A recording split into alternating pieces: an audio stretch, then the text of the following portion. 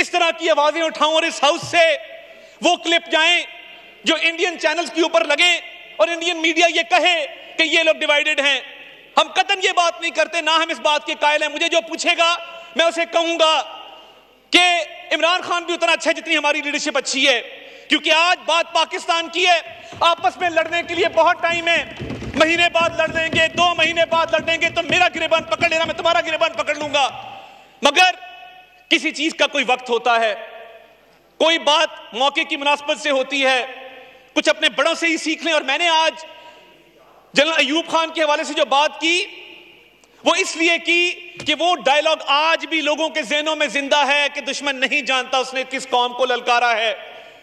हम तो उस वक्त नहीं थे, मगर हमने अपने बड़ों से सुना कि ये वो जज्बा था, ये वो कौमी यकजहती थी जो ये कौम रखती थी।